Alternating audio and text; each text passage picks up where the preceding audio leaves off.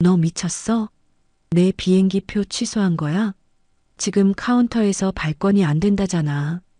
수화기 너머로 들려오는 시어머니의 비명소리. 공항 소음보다 더 날카롭게 귓가를 찢어 놓았어요. 유럽 일주 퍼스트 클래스.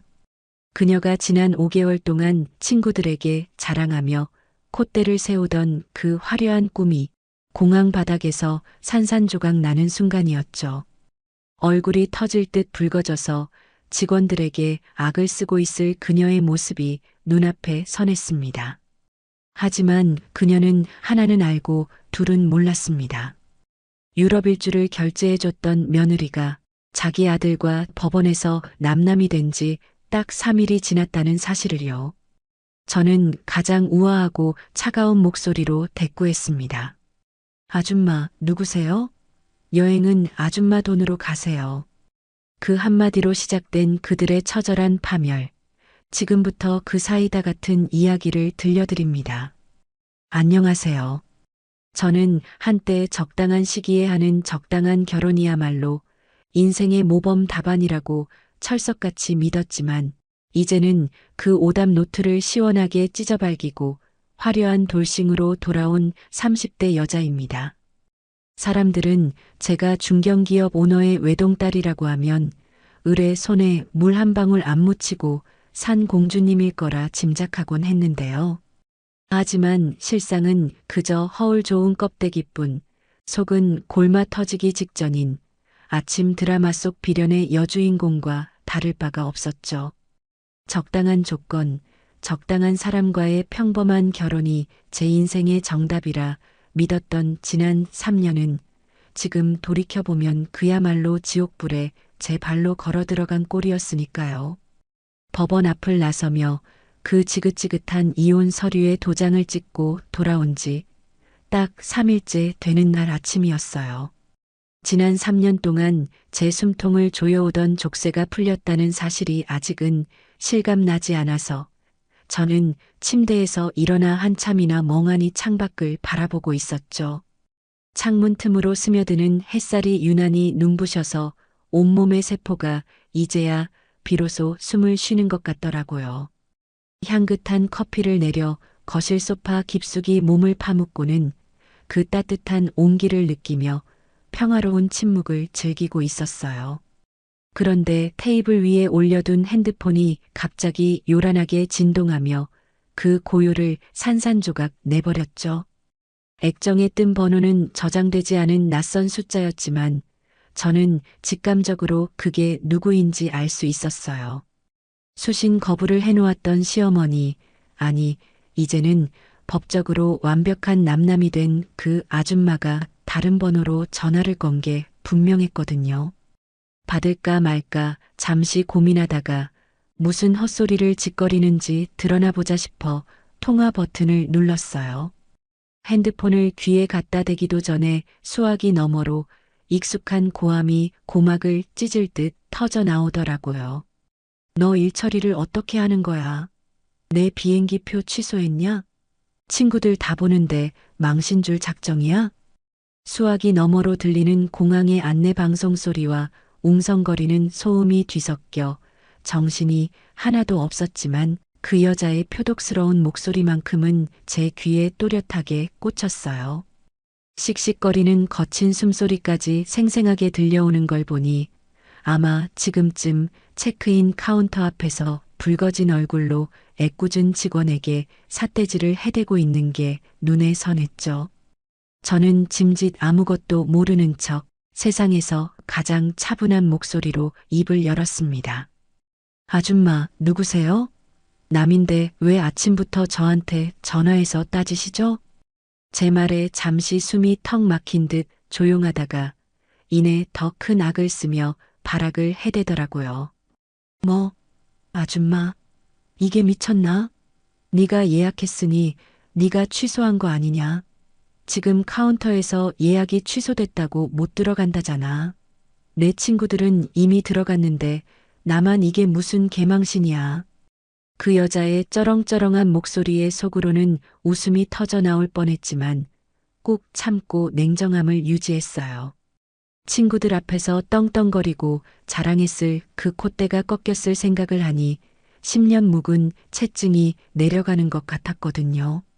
저는 아주 또박또박 그녀가 절대 반박할 수 없는 사실을 짚어주었죠. 제 돈으로 한 예약이니 제 마음대로 취소한 게 당연한 거 아닌가요? 그렇게 억울하시면 본인 돈으로 다시 끊어서 가시면 되잖아요. 아, 그럴 돈이 없으신가? 제 말 한마디 한마디가 비수가 되어 꽂혔는지 수화기 너머에서는 너 하며 말문이 막힌 듯 헐떡이는 소리만 들려왔어요. 저는 더 들을 가치도 없다는 듯 바빠서 끊습니다. 한마디를 남기고 가차없이 통화 종료 버튼을 눌러버렸죠. 검게 변한 액정을 바라보는데 가슴속 깊은 곳에서부터 뜨거운 통쾌함이 밀려왔어요. 5개월 전 그 지긋지긋했던 시어머니의 환갑 파티 날 제가 겪었던 그 모멸감을 생각하면 이건 복수라고 할 수도 없는 수준이었으니까요. 그날의 기억이 마치 어제 일처럼 생생하게 떠올라 저는 저도 모르게 주먹을 꽉 쥐게 되었어요. 5개월 전 고급 한정식집 룸에서 있었던 시어머니의 환갑 생신 식사 자리. 상다리가 부러지게 차려진 비싼 음식들 앞에서도 시어머니는 젓가락으로 반찬을 뒤적거리며 불만 가득한 표정을 짓고 있었죠. 그러다 대뜸 저를 쳐다보며 본론을 꺼내더라고요. 예, 나 이번 환갑엔 현금 말고 다른 거 받고 싶다. 내 친구 순자 알지? 걔 며느리가 이번에 유럽 일주 보내줬다더라. 그것도 퍼스트 클래스로. 저는 밥을 먹다 말고 멈칫할 수밖에 없었어요. 유럽 일주라니 그것도 1등석으로 보내달라는 말은 며느리에게 할 수 있는 상식적인 요구가 아니었으니까요. 제가 당황해서 난색을 표하며 우물쭈물하자 시어머니는 기다렸다는 듯 혀를 차며 비아냥거리기 시작했어요. 사돈댁은 툭하면 해외 나가서 골프 치고 온다면서 네 시어머니는 뒷전이냐? 돈 좀 번다고 유세 떠는 것도 아니고 며느리 덕 좀 보자는데 그게 그렇게 아깝니까? 기가 막혀서 말이 안 나왔어요.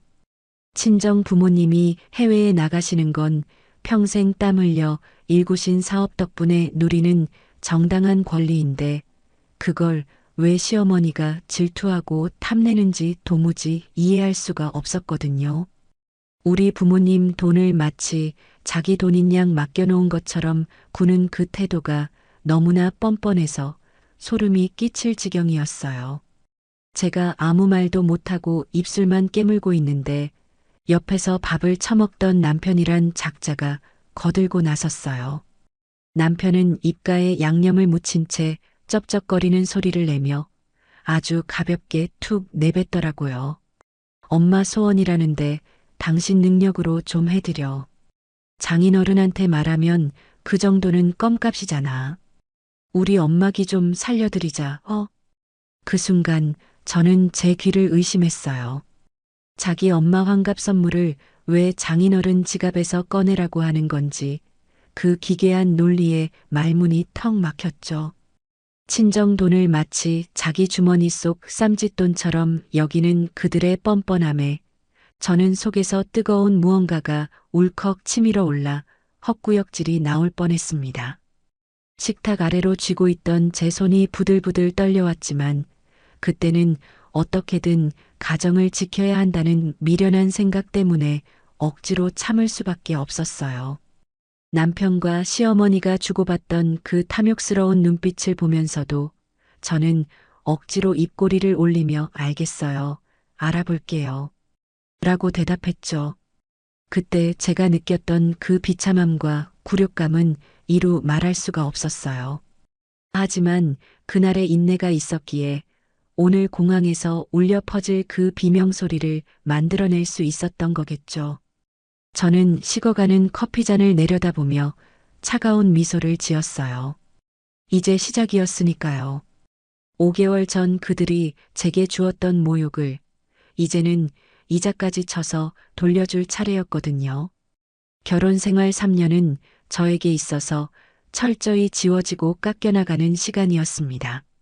저는 회사에서는 카리스마 있는 부사장으로 통했지만 집안 문턱만 넘으면 그저 시어머니의 돈줄이자 남편의 무시 대상으로 전락했어요.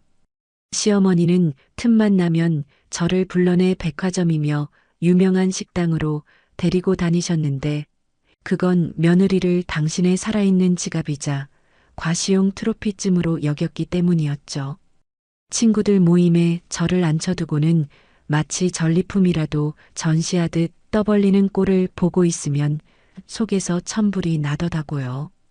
얘가 친정이 워낙 빵빵한데 내가 뭐 하나 지나가는 말로 흘려도 아주 껌뻑 죽어. 이번에도 내가 봄 신상 가방이 예쁘다 했더니 그 다음날 바로 사들고 왔지 뭐니? 사실 그 가방은 제가 사들인 게 아니라 남편이 제 지갑에서 몰래 카드를 꺼내 긁어다 바친 거였는데 말이에요. 시어머니 친구들이 부러움 가득한 눈길로 저를 쳐다보면 시어머니는 어깨를 으쓱대며 제게 턱짓을 주곤 했어요. 얼른 가서 밥값을 계산하라는 신호였죠. 저는 억지로 입꼬리를 끌어올려 웃으면서도 속으로는 피눈물을 삼키며 카운터로 걸어가 카드를 내밀어야 했고요. 우리 며느리 착하지? 내 말이면 꼼짝도 못한다니까. 등 뒤에서 들려오는 시어머니의 저급한 웃음소리가 귓가에 맴돌 때마다 저는 제가 이 집안의 가족이 아니라 돈 대주는 기계가 된 것 같은 비참함을 떨칠 수가 없었어요. 그래도 남편만 괜찮다면, 남편만 내 편이라면 어떻게든 참고 견딜 수 있다고 스스로를 다독였죠. 하지만 남편이라는 작자는 제 생각보다 훨씬 더 형편없고 비열한 인간이었습니다. 친정아빠의 배려로 회사에 낙하산으로 들어와 명함에는 번지르르하게 경영팀 팀장이라고 박혀 있었지만 실상은 직원들 사이에서 무능력의 아이콘으로 통하고 있었으니까요. 아빠는 늘 저를 따로 불러 말씀하셨어요. 그래도 네 남편이니 네가 기 살려줘야 한다. 부족해도 기다려주면 언젠가 제 몫을 할 거야. 저는 그 말을 철석같이 믿고 회사에서는 남편의 엉망진창인 보고서를 몰래 수정해주고 집에서는 따뜻한 밥상을 차려주며 온갖 비위를 다 맞춰주곤 했어요.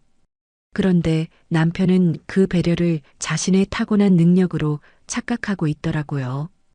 어느 날부터인가 남편의 귀가 시간이 눈에 띄게 늦어지기 시작했어요. 처음에는 야근이다, 거래처 회식이다 핑계를 대더니 나중에는 주말에도 골프 접대가 있다며 아침 일찍부터 부산스럽게 집을 나서는 일이 잦아지더라고요. 여보, 이번 주말에 접대 일정 없던데? 누구랑 가는 거야? 내가 모르는 거래처야? 제가 의아해서 물으면 남편은 흠칫 놀라며 제 손을 신경질적으로 뿌리치곤 했어요. 아, 당신이 모르는 내 라인이 있어. 부사장이 실무까지 다 알려고 하면 밑에 사람들이 피곤해. 알지? 나도 내 정치가 필요한 사람이야. 집에서까지 상사 노릇하지 말고 좀 쉬어. 허둥지둥 엘리베이터로 향하는 남편의 뒷모습을 보며 왠지 모를 싸한 기분이 들었지만 그때까지만 해도 저는 그저 남자의 자존심 문제겠거니 하고 넘기려 애썼어요. 그런데 그날 밤 술에 잔뜩 취해 인사불성이 되어 들어온 남편의 옷을 갈아입히다가 셔츠 깃에서 낯선 흔적을 발견하고 만 거예요.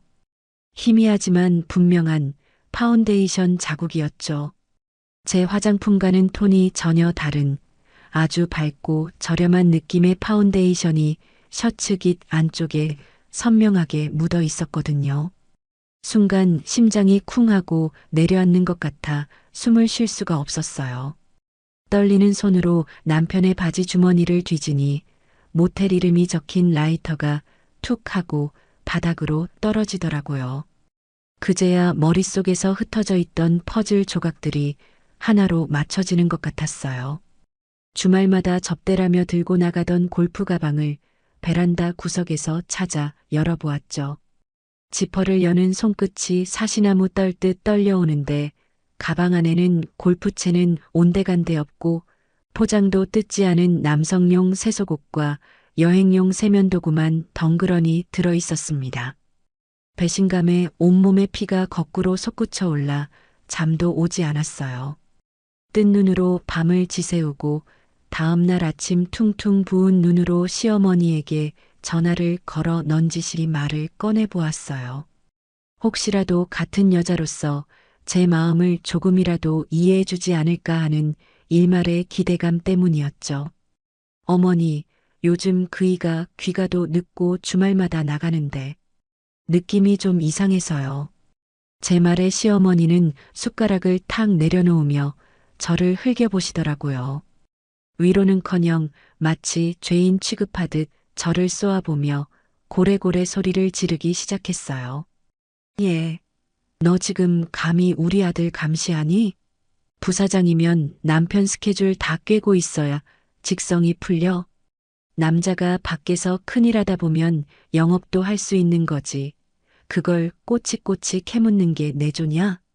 네가 회사 일 핑계로 집에서 뻣뻣하게 구니까 아들이 밖으로 도는 거 아니야. 여자가 좀 부드럽고 애교도 있어야지. 집에서도 남편을 잡으니 원. 적반하장도 유분수지. 오히려 제 탓을 하며 면박을 주는 시어머니의 태도에 저는 할 말을 잃고 말았어요. 아, 이 사람들은 한통속이구나. 내가 무슨 말을 해도 소용없겠구나. 그 순간 저는 더 이상 참지 않기로 결심했어요. 그래, 니들이 그렇게 뻔뻔하게 나온다 이거지? 어디 한번 갈 때까지 가보자. 저는 그 길로 평소 알고 지내던 보안팀장을 통해 은밀하게 조사를 시작했어요.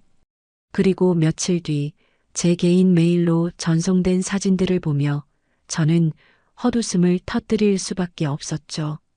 사진 속 남편은 제 생일은 까맣게 잊어버린 주제에 백화점 여성 속옷 매장에서 화려한 레이스 속옷을 고르며 입이 귀에 걸려 있었거든요. 그리고 그 옆에는 앳된 얼굴의 젊은 여자가 남편의 팔짱을 낀 채 애교를 부리고 있었습니다. 알고 보니 그 여자는 경영지원팀에 갓 들어온 20대 신입사원이더라고요. 회사에서 그것도 제 눈앞에서 그런 짓을 벌였다는 사실에 치가 떨렸죠.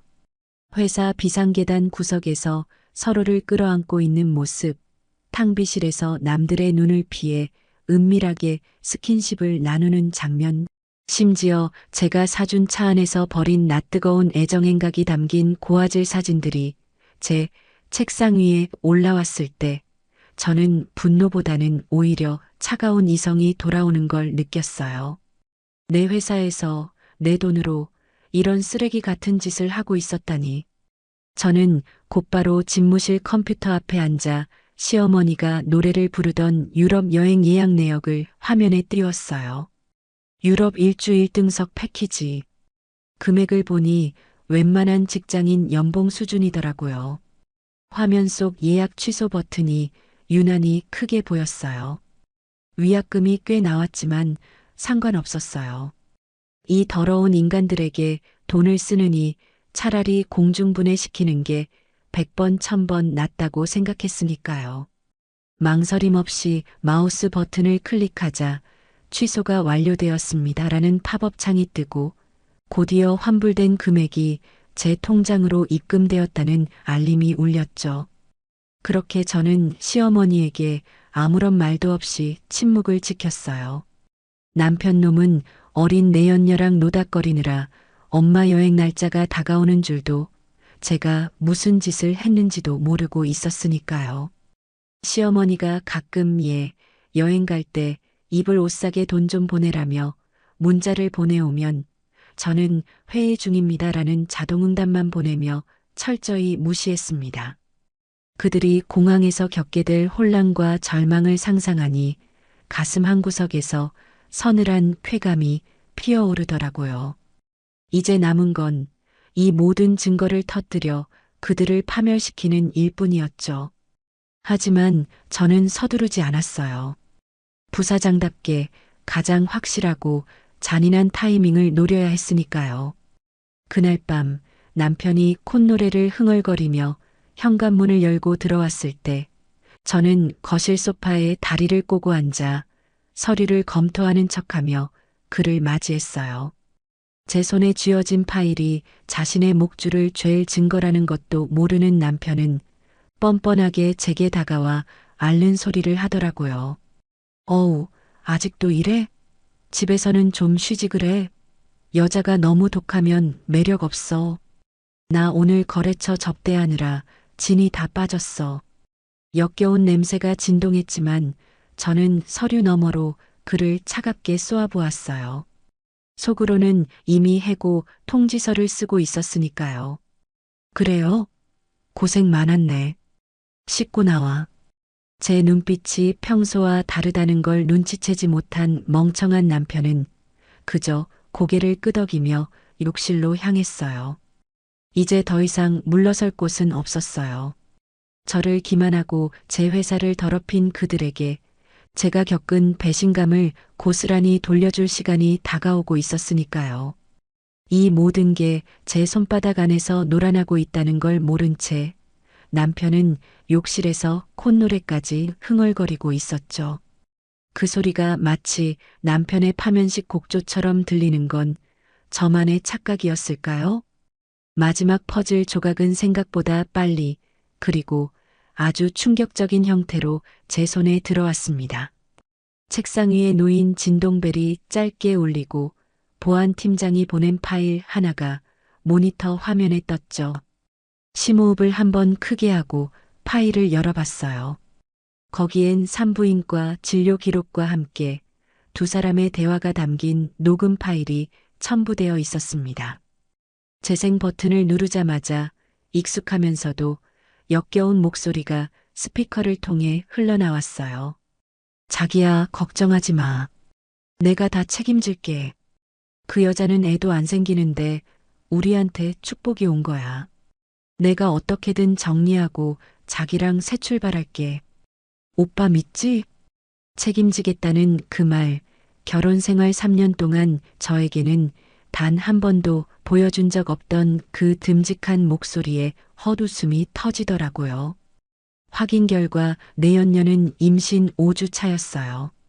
제 남편이라는 작자가 제 회사에서 제 직원과 아이를 만들고는 저를 정리 대상으로 취급하고 있었던 거죠. 더 이상 지체할 이유가 없었어요. 이 더러운 연극을 끝낼 타이밍은 바로 지금이었으니까요. 저는 인터폰을 들어 경영팀으로 연결했어요. 목소리에는 서늘한 냉기만이 감돌았죠. 경영팀장, 지금 당장 부사장실로 올라와요. 긴급 결제 건이 있으니까. 수화기 너머로 당황한 기색이 역력했지만 감히 부사장의 호출을 거부할 수는 없었겠죠. 전화를 끊고 의자 깊숙이 몸을 기댔어요. 창밖으로 보이는 도시의 풍경은 평소와 다를 바 없이 평온한데 제 안에서는 폭풍이 몰아치고 있었습니다. 하지만 이상하게도 마음 한구석은 차분하게 가라앉아 있었죠. 이제야 비로소 이 썩은 환부를 도려낼 수 있다는 확신 때문이었을까요? 잠시 후 노크 소리와 함께 문이 열리고 남편이 들어왔어요. 그는 여전히 상황 파악을 못한 채 짐짓 바쁜 척하며 넥타이를 느슨하게 풀더라고요. 아, 갑자기 왜 불러? 나 지금 마케팅 팀이랑 회의 준비하느라 눈코 뜰 새 없는데. 집에서 해도 될 얘기를 굳이 회사에서 해야겠어? 저 뻔뻔한 얼굴을 보니 구역질이 올라올 것 같았지만 꾹 참고 책상 서랍을 열었어요. 그리고 미리 준비해둔 노란색 서류 봉투를 꺼내 책상 위로 던졌죠. 탁 하는 파열음이 조용한 사무실 공기를 갈랐어요. 바쁜 사람 불러서 미안한데 이거부터 확인하고 가시죠. 회의보다 이게 더 급할 텐데.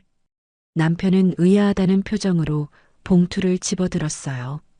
그리고 그 안에서 쏟아져 나온 사진들을 보는 순간 그의 얼굴색이 순식간에 흙빛으로 변해가는 걸 저는 실시간으로 목격했죠. 백화점 속옷 매장에서 희죽거리는 면상, 모텔 주차장에서 껴안고 있는 모습, 그리고 결정적으로 산부인과 초음파 사진 복사본까지. 그 모든 증거들이 그를 옥죄고 있었으니까요. 손이 얼마나 떨리는지 들고 있던 사진들이 우수수 바닥으로 떨어지더라고요. 여보, 이게 다 무슨, 뭐긴 뭐야. 네가 싸질러 놓은 더러운 흔적들이지. 임신 5주 차라며? 축하해. 드디어 네가 그토록 원하던 아빠가 되겠네. 제 차가운 일갈에 남편은 무릎이 풀린 듯 휘청거리더니 책상을 짚고 간신히 서 있었어요. 그리고는 입술을 달달 떨며 말도 안 되는 변명을 늘어놓기 시작했죠. 오해야. 이거 다 합성이야. 아니, 그게 아니라. 술김에. 그래, 술김에 실수한 거야.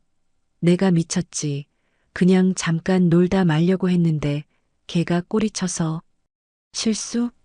임신이 실수로 되니? 그리고 책임지겠다며?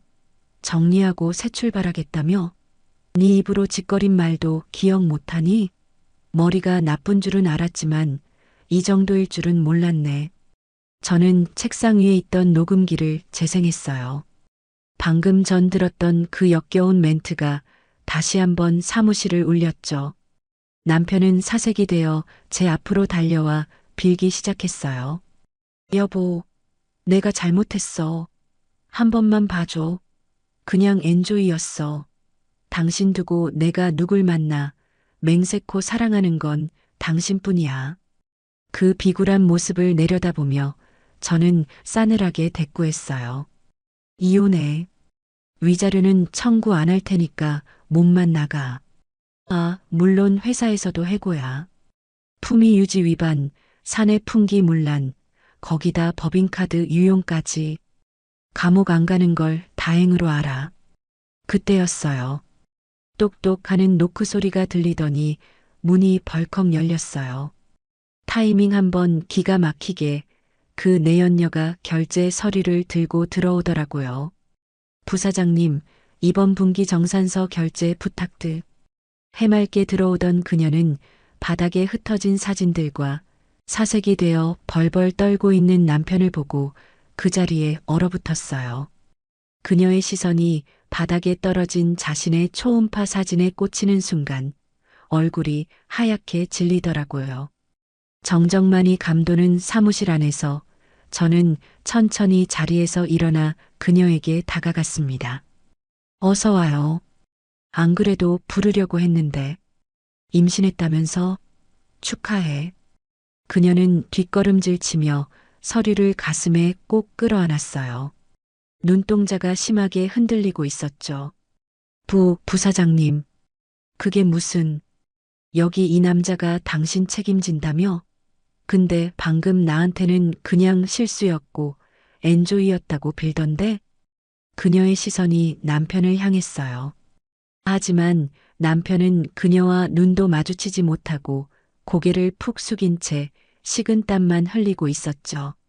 그 비겁한 꼴을 보니 웃음이 터지더라고요.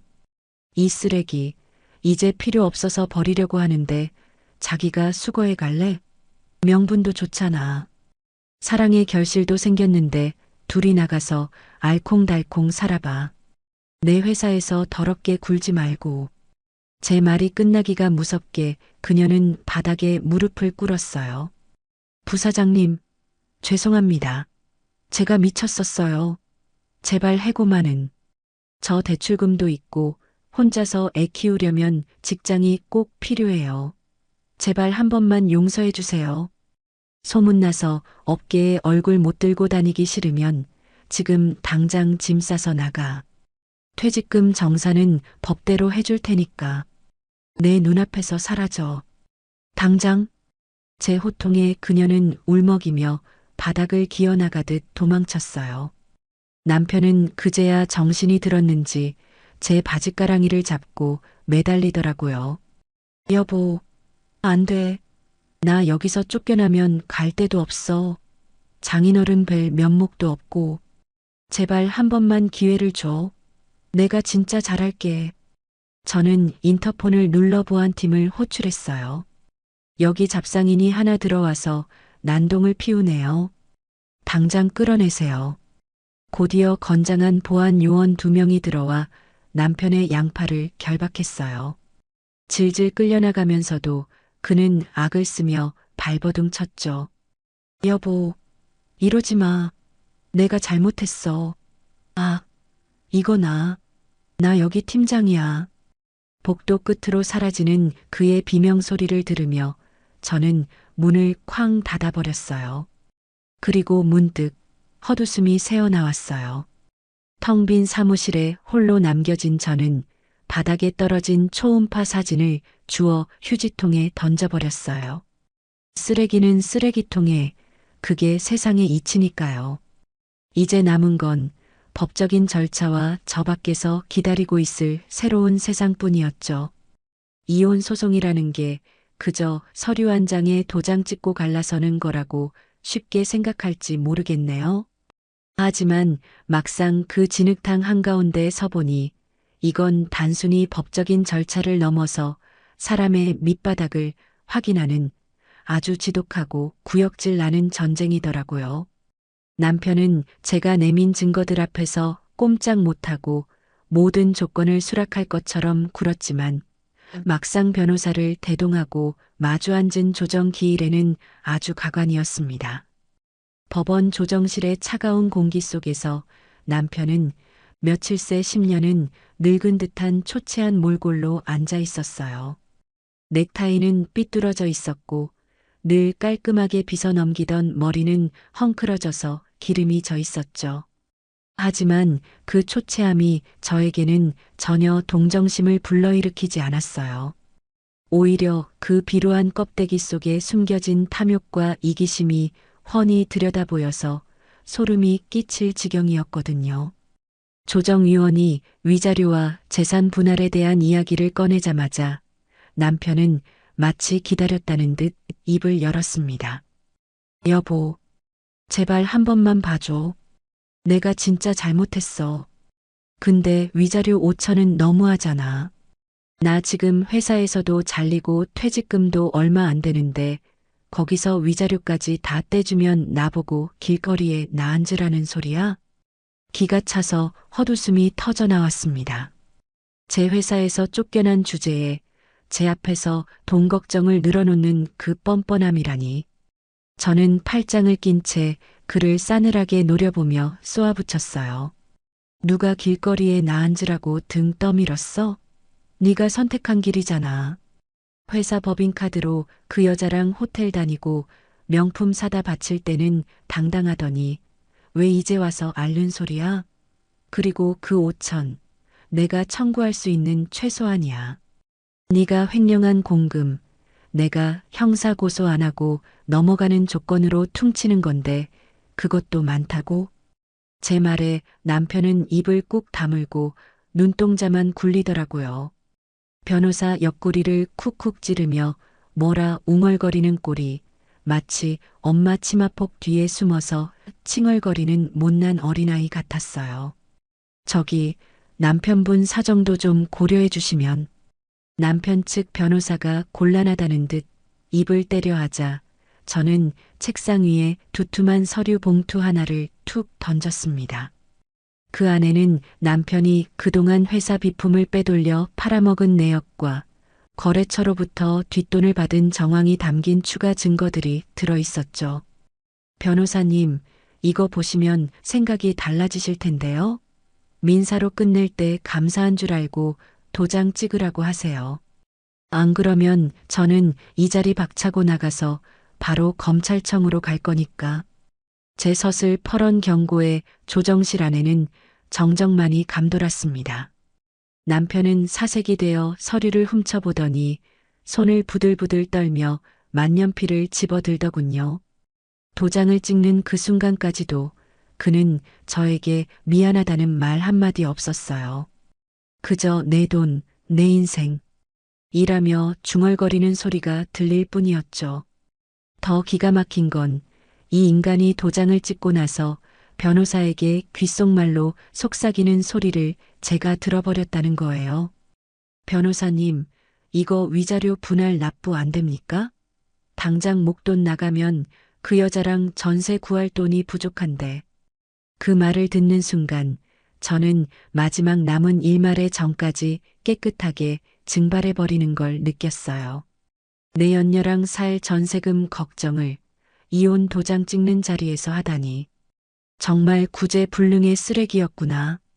내가 이런 인간이랑 3년을 살았구나. 허탈함을 넘어 스스로에 대한 모멸감이 밀려와 견딜 수가 없었어요. 법원 문을 나서며 저는 하늘을 올려다봤습니다. 유난히 파랗고 맑은 하늘이 눈시리게 펼쳐져 있었지만 제 마음은 폭풍우가 지나간 폐허처럼 황량하기 그지없었어요. 이제 진짜 남남이다. 입 밖으로 내뱉는 순간 속이 후련할 줄 알았는데 오히려 가슴 한구석이 텅 빈 것처럼 휑하더라고요. 그 와중에 시어머니는 혼자만의 망상 속에서 행복한 나날을 보내고 계셨다는 소식이 들려왔습니다. 동네 미용실 원장님을 통해 건너 들은 바로는 시어머니가 요즘 아주 신이 나서 공중부양하기 직전이라고 하더라고요. 어머, 원장님, 나 이번에 며느리가 유럽 보내준다니까? 그것도 퍼스트 클래스로. 친구들 다 불러서 공항 배웅 나오라고 했어. 우리 애들이 아주 효녀야, 효녀. 그 이야기를 전해 듣는데 웃음이 나기는커녕 측은함마저 느껴지더군요. 아들이 회사에서 쫓겨나고 이혼까지 당한 마당에 엄마라는 사람은 며느리 돈으로 여행 갈 꿈에 부풀어 있다니. 이 집안 사람들은 도대체 뇌 구조가 어떻게 되어 있는 건지 연구 대상이라는 생각마저 들었어요. 남편 놈은 자기 치부가 드러날까봐 엄마한테 이혼 사실조차 숨기고 있었던 거죠. 3일 뒤면 모든 게 산산조각 날 텐데 그 파국을 향해 달려가는 그들의 무지가 우스꽝스러우면서도 한편으로는 섬뜩했습니다. 집으로 돌아오는 길, 저는 운전대를 잡은 손에 힘이 들어가는 걸 느꼈어요. 텅 빈 집으로 들어가기가 죽기보다 싫더라고요. 그 집에 남아있는 남편의 흔적들, 그와 함께했던 3년의 시간이 구석구석 배어 있을 텐데 그걸 마주할 자신이 없었죠. 그래서 저는 무작정 차를 돌려 회사 근처 공원으로 향했습니다. 평소 점심시간에 잠깐 산책하러 들르던 작은 공원이었는데 그곳이라면 누구의 방해도 받지 않고 숨을 쉴 수 있을 것 같았거든요. 벤치에 앉아 멍하니 연못을 바라보고 있는데 풀숲에서 부스럭거리는 소리가 들렸어요. 고개를 돌려보니 삐쩍 마른 길고양이 한 마리가 힘겹게 걸어 나와 제 발치에 웅크리더라고요. 털은 듬성듬성 빠져 있고 눈곱이 낀 녀석을 보는데 왠지 모르게 지금 제 처지와 겹쳐 보여 마음이 짠해졌어요. 갈 곳 잃고 버려진 상처투성이의 존재. 너도 참 고단한 삶을 사는구나. 나랑 똑같네. 혼잣말을 중얼거리며 가방을 뒤적거려 보았지만 고양이에게 줄 만한 게 아무것도 없었어요. 그때 누군가 제 뒤에서 인기척을 내며 다가왔습니다. 그 녀석 참치캔 좋아해요. 닭가슴살보다는 비린내 나는 걸 더 좋아하더라고요. 깜짝 놀라 뒤를 돌아보니 낯익은 얼굴의 남자가 서 있었어요. 점심시간마다 공원에서 길고양이들에게 밥을 챙겨주던 그 남자였죠. 늘 멀리서 밥 주는 모습만 지켜봤었는데 이렇게 가까이서 말을 건넨 건 처음이었어요. 훤칠한 키에 선한 인상, 그리고 무엇보다 눈빛이 참 맑은 사람이었어요. 그는 손에 들고 있던 캔 따개를 따서 고양이 앞에 놓아주며 자연스럽게 제 옆자리에 앉았습니다. 안녕하세요. 오다 가다 몇 번 뵈었는데 인사는 처음 드리네요. 저는 근처 건축사무소 다니는 박서준이라고 합니다. 아, 네, 안녕하세요. 저는 저쪽 건너편 회사 다녀요. 제가 어색하게 대답하며 고개를 꾸벅 숙이자 그는 사람 좋게 웃으며 손에 들고 있던 따뜻한 캔커피를 건넸어요. 날씨가 좀 쌀쌀하죠? 이거라도 드세요. 표정이 세상 짐을 다 짊어지신 것 같아서 그냥 지나칠 수가 없더라고요. 그의 말에 저도 모르게 피식 웃음이 새어나왔어요. 따뜻한 캔커피를 받아들고 한 모금 마시니 얼어붙었던 몸과 마음이 조금씩 녹아내리는 기분이었죠. 감사합니다. 잘 마실게요. 사실 오늘 좀 인생에서 큰 숙제를 하나 끝내고 오는 길이거든요. 그래서 기운이 다 빠졌나 봐요. 큰 숙제요? 혹시 뭐 사표라도 던지셨나? 아니면 로또 1등 당첨? 그의 엉뚱한 농담에 저는 씁쓸하게 웃으며 고개를 저었어요. 처음 보는 사람에게 이런 말을 해도 될까 싶었지만 이상하게도 그에게는 털어놓고 싶더라고요. 어차피 다시 볼 사이도 아닐 테고 임금님 귀는 당나귀 귀라고 외치고 싶은 심정이었으니까요. 아니요, 그런 건 아니고 오늘 이혼했어요. 법원에서 도장 찍고 나오는 길이에요. 저도 모르게 툭 튀어나온 말에 제가 더 놀라 입을 틀어막았어요. 미쳤나 봐. 초면에 이게 무슨 추태야. 당황해서 얼굴이 화끈거리는데 서준 씨는 놀란 기색 없이 담담하게 고개를 끄덕이더라고요. 아, 그러셨군요. 어쩐지 슬픔보다는 뭔가 후련하면서도 공허해 보이시더라니. 축하드려요. 네, 축하한다고요? 저는 제 귀를 의심하며 되물었어요. 이혼했다는 사람한테 축하한다니 이게 무슨 말인가 싶었죠. 네, 힘든 결정하시고 용기 내서 나쁜 인연 끊어내신 거잖아요. 새로운 시작을 위한 첫걸음을 떼신 건데 당연히 축하받아야죠. 썩은 이빨 뺐으면 시원해해야지 아프다고 울고만 있으면 안 되잖아요. 그의 비유가 너무 적절해서 그리고 그 속에 담긴 위로가 너무 따뜻해서 저도 모르게 눈시울이 붉어졌어요. 썩은 이빨. 맞아요. 진짜 썩어서 문드러진 이빨이었어요. 근데 빼고 나니까 그 빈자리가 시리고 아프네요. 당연하죠. 아무리 썩었어도 내 몸의 일부였으니까요. 아물려면 시간이 좀 걸릴 거예요. 그동안 맛있는 거 먹고 좋은 거 보면서 3살 돋게 하면 돼요. 오늘 제가 쏘겠습니다. 떡볶이 어때요? 우울할 땐 매운 게 최고인데. 그의 제안에 저는 멍하니 그를 바라보다가 결국 참았던 눈물을 터뜨리고 말았어요. 왈칵 쏟아지는 눈물에 콧물까지 훌쩍거리며 엉망진창이 되었지만 서준 씨는 말없이 주머니에서 손수건을 꺼내 건네주며 제 곁을 지켜주었죠. 실컷 우세요. 울고 나면 배고파질 거예요. 그럼 그때 떡볶이 먹으러 가요. 그날 우리는 공원 벤치에 나란히 앉아 한참을 머물렀어요. 저는 엉엉 소리 내어 울었고 그는 묵묵히 제 등을 토닥여 주었죠. 해가 뉘엿뉘엿 질 때쯤 우리는 공원 근처의 허름한 분식집으로 향했어요. 떡볶이와 순대를 시켜놓고 마주 앉아 이런저런 이야기를 나누는데 신기하게도 그와 대화하는 내내 마음이 편안해지더라고요. 제 배경이나 직업, 이혼 사유 같은 건 묻지도 않고 그저 오늘 하루 고생한 사람으로 대해주는 그의 태도가 참 고마웠어요.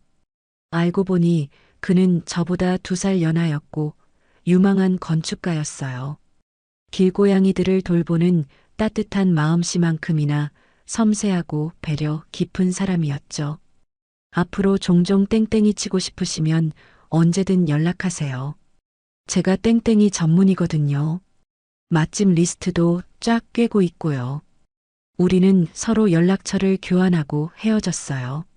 집으로 돌아오는 발걸음이 올 때보다는 한결 가벼워진 걸 느낄 수 있었죠. 현관문을 열고 들어오니 텅 빈 거실이 더 이상 쓸쓸하게 느껴지지 않았어요. 오히려 온전히 나만의 공간이 되었다는 안도감이 들었죠. 소파에 앉아 달력을 보니 3일 뒤 날짜에 빨간색 동그라미가 쳐져 있더라고요. 아, 3일 뒤가 그 아줌마 출국일이었나? 순간 피식 웃음이 나왔어요. 공항에서 벌어질 난리통을 생각하니 쌤통이다 싶으면서도 이제는 정말 나와 상관없는 타인들의 일이구나 하는 생각이 들었거든요. 저는 편안한 마음으로 와인 한 잔을 따랐어요. 붉은 와인이 잔에 채워지는 걸 보며 나지막이 건배를 제의했죠. 나의 새로운 시작을 위하여, 그리고 공항에서 터질 그들의 파멸을 위하여. 법원에서 이혼 도장을 찍고 서준 씨와 떡볶이를 먹으며 울고 웃었던 그날 이후 정확히 3일이 지났습니다. 그 3일간은 제 인생에서 가장 기묘한 평온함이 감돌던 시간이었어요. 마치 태풍이 몰아치기 직전 세상의 모든 소음이 차단된 진공 상태 같았다고나 할까요? 저는 그 고요함 속에서 차분하게 칼을 갈고 있었습니다. 달력의 날짜에 빨간색 동그라미가 쳐진 바로 오늘 디데이를 위해서요. 아침 햇살이 거실 깊숙이 들어오는 오전 9시. 평소 같았으면 회사에서 결제 서류와 씨름하고 있을 시간이지만 오늘만큼은 느긋하게 소파에 앉아 향기로운 커피를 내렸습니다. 오늘은 제 인생에서 가장 시끄럽고 가장 통쾌한 모닝콜이 울릴 예정이었거든요. 커피 잔을 입에 가져다 대는 순간 식탁 위에 올려둔 핸드폰이 드디어 침묵을 깨고 요란하게 진동하기 시작했습니다. 액정에 뜬 번호는 저장되지 않은 낯선 번호였지만 저는 입가에 서늘한 미소를 머금었습니다. 수신 차단당한 시어머니가 지나가는 사람의 핸드폰을 빌려서 다급하게 걸었을 테니까요. 심호흡을 한번 크게 하고 마치 아무것도 모르는 사람처럼 천천히 통화 버튼을 눌렀습니다. 아, 너 일 처리를 어떻게 하는 거야? 내 비행기표 취소했냐? 친구들 다 보는데 망신줄 작정이야. 수화기 너머로 들려오는 그 악다구니. 예상했던 그대로의 대사, 예상했던 그대로의 데시벨이었습니다. 공항의 안내 방송 소리와 웅성거리는 소음이 뒤섞여 들려오는 그 여자의 비명소리는 저에게 있어서는 그 어떤 클래식 음악보다 감미로운 승전가처럼 들리더군요. 3일을 기다린 보람이 있는 순간이었죠. 아줌마, 누구세요? 왜 아침부터 저한테 따지시죠?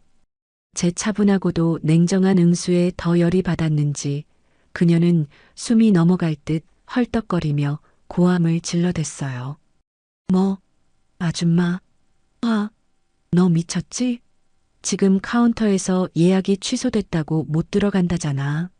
내 친구들은 이미 들어갔는데. 나만 이게 무슨 개망신이야. 내가 너한테 시어머니 대접 좀 받겠다는데 그게 그렇게 배가 아파서 이 난리를 쳐? 그 순간 머릿속에 파노라마처럼 스쳐 지나가는 장면이 있었습니다. 5개월 전 환갑잔치에서 친정 부모님을 들먹이며 유럽 여행을 요구하던 그 탐욕스러운 눈빛.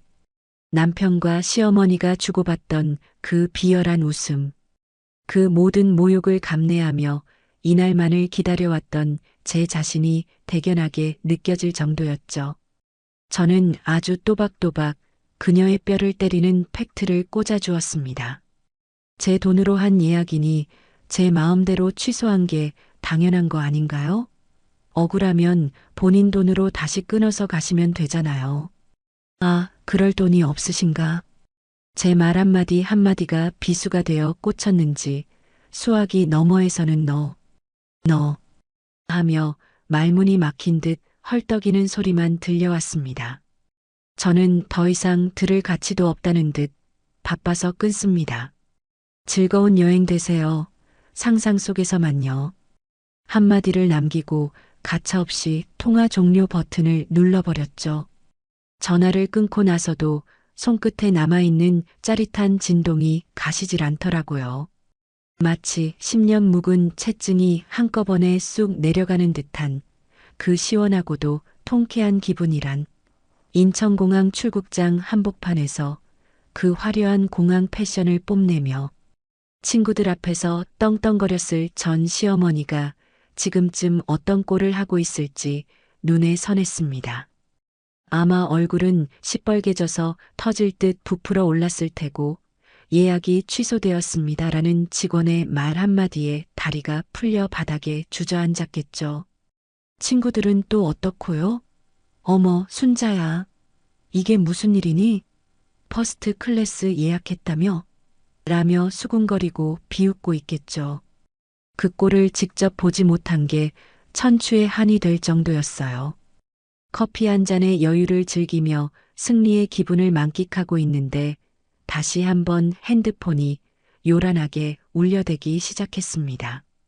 이번에는 액정에 뜬 이름은 김민석, 전 남편이었습니다. 3일 전 법원에서 헤어진 뒤로 연락 한 번 없던 인간이 제 어미 소식을 듣고 불이 나게 전화한 거겠죠. 아, 너 미쳤어? 지금 엄마가 공항에서 쓰러지셨대. 119 부르고 난리 났어. 네가 사람이냐? 어떻게 어른한테 이런 짓을 해? 위약금 낼 돈으로 그냥 한번 보내주고 말았으면 됐잖아. 친구들 다 보는데 이게 무슨 개망신이야. 수화기 너머로 들려오는 전 남편의 목소리는 분노와 당혹감으로 가득 차서 갈라지고 찢어지고 난리도 아니었습니다. 자기 엄마가 쓰러졌다는 소식을 전하면서도 저를 비난하고 돈 타령을 하는 그 뻔뻔함에 헛웃음이 픽 새어 나오더라고요. 개망신? 누가 누구한테 할 소리를 하는 거야? 네 엄마 여행을 왜 남인 내가 챙겨? 그리고 위약금? 그거 내 돈이야. 법적으로 남남된 지가 언젠데 아직도 내가 내 지갑인 줄 아니? 아, 그래도 우리가 부부였잖아. 정이 있지. 어떻게 이렇게 잔인하게. 부부? 정? 웃기지 마. 네가 그 어린애랑 모텔 드나들 때 우리 부부의 정은 이미 시궁창에 처박힌 거야. 그리고 잔인한 건 내가 아니라 너희 모자지. 내 등골 빼먹고 기생충처럼 살았으면서 이제 와서 피해자 코스프레 하지 마. 역겨우니까. 저는 숨 쉴 틈도 주지 않고 몰아붙였습니다. 그리고 너 아직 상황 파악이 덜 된 것 같은데. 네 걱정이나 해. 한 번만 더 내 앞에 얼씬거리거나 연락하면 그땐 진짜 국물도 없을 줄 알아. 여보 제발. 엄마 응급실 가셨대잖아. 장난 아니라고. 어쩌라고? 그럼 가서 병수발이나 들어. 나한테 전화해서 징징대지 말고. 아, 병원비는 있니? 없으면 그 내 연녀한테 달라고 해보든가. 걔도 지금 네 꼴 보고 도망갔으려나? 저는 더 이상 들을 가치도 없다는 듯 전화를 끊어버리고 곧바로 수신 차단 목록에 그 번호를 추가했습니다. 이제 정말 끝이었습니다. 제 인생에서 그 더러운 흔적들을 완벽하게 지워낸 순간이었죠. 하지만 복수는 여기서 끝이 아니었습니다. 이대로 조용히 묻어두기엔 그들이 저지른 죄질이 너무 나빴으니까요. 저는 핸드폰을 들어 회사 내에서 걸어다니는 확성기로 통하는 최 대리에게 전화를 걸었습니다. 아, 최 대리. 미안한데 내가 아까 실수로 경영팀장 인사기록 카드랑 감사보고서를 최 대리 메일로 잘못 보낸 것 같아서. 그거 보안 문서니까 절대 열어보지 말고 바로 삭제해줘요. 알았죠? 특히 그 첨부 파일 그거 진짜 보면 안 돼요. 물론 실수인 척 아주 의도적인 실수였죠. 최 대리는 호기심이 많고 입이 싸기로 유명한 사람이었으니 보지 말라는 말은 곧 제발 봐달라는 말이나 다름없다는 걸 저도 알고 그도 알았을 테니까요. 예상대로였습니다. 전화를 끊고 1시간도 채 지나지 않아 최 대리의 메신저와 입을 통해 회사는 물론 업계 전체에 소문이 일파만파 퍼져나갔습니다. 야, 대박이다. 김 팀장 그 사람 겉으로는 애처가인 척, 효자인 척 하더니 완전 쓰레기였네. 대박. 회사 법인카드로 내연녀 명품 백 사주고 모텔비까지 냈다며? 와, 간도 크다. 그 내연녀 경영지원팀 신입이라며? 임신까지 했다는데 부사장님이 그거 알고 쫓아내신 거래. 그 엄마는 또 어떻고? 며느리 돈으로 유럽 여행 가려다가 공항에서 쫓겨났대. 진짜 막장 드라마가 따로 없다. 점심시간이 되자 직원들의 수군거림은 절정에 달했습니다. 탕비실에서도 화장실에서도 엘리베이터 안에서도 온통 전남편과 시어머니의 추악한 행실에 대한 이야기뿐이었죠. 삽시간에 전남편은 희대의 불륜남, 파렴치한 횡령범, 찌질한 마마보이라는 트리플 크라운을 달성하며 사회적으로 완벽하게 매장당했습니다. 업계 평판 조회 사이트에도 그의 악행이 낱낱이 올라와서 재취업은커녕 아르바이트 자리조차 구하기 힘들게 되었죠.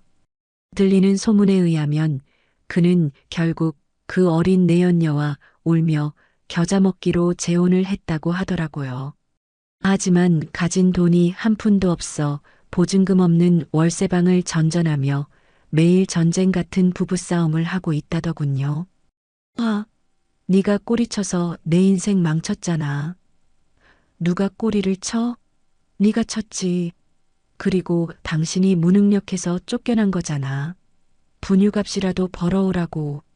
서로를 탓하며 밑바닥 인생을 사는 그들의 꼴을 상상하니 이게 바로 인과응보구나 싶었습니다.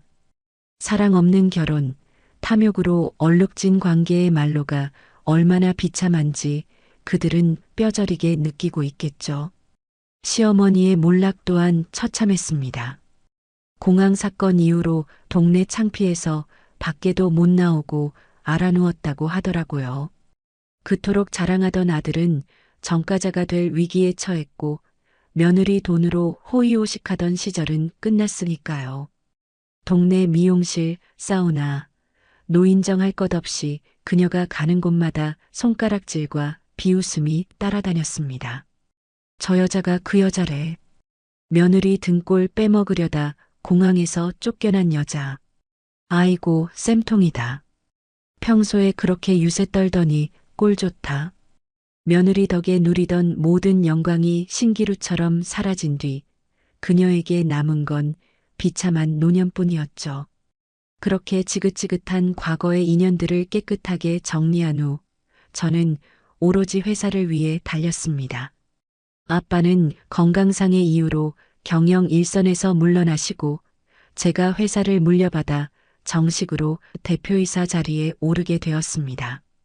취임식 날 아침 저는 거울 앞에 서서 옷매무새를 다듬으며 제 자신을 바라보았습니다. 지난 3년 동안 껍데기뿐인 결혼 생활에 갇혀 시들어가던 여자는 더 이상 없었습니다. 눈빛은 또렷하게 빛나고 있었고 입가에는 자신감 넘치는 미소가 걸려 있었죠. 잘했어. 정말 잘 견뎌냈어. 스스로에게 칭찬을 건네며 집무실로 들어서는데 책상 위에 놓인 커다란 꽃바구니가 눈에 들어왔습니다. 세상에서 가장 화려하고 아름다운 꽃들로 가득 채워진 바구니였죠. 발신인은 적혀 있지 않았지만 꽃들 사이에 꽂힌 작은 카드를 보는 순간 저는 그게 누구인지 단번에 알 수 있었습니다. 당신의 새로운 시작을 응원합니다. 당신은 세상에서 가장 빛나는 사람이에요. 서준 씨였습니다. 이혼 후 힘들어하던 저에게 따뜻한 위로가 되어 주었고 다시 일어설 수 있도록 용기를 주었던 사람. 그 짧은 문장 속에 담긴 그의 진심이 느껴져 눈시울이 붉어졌습니다. 꽃바구니 향기를 깊이 들이마시며 마음을 가다듬고 저는 취임식장으로 향했습니다. 강당 문이 열리고 제가 들어서자 수백 명의 임직원들이 기립박수로 저를 맞아주었습니다.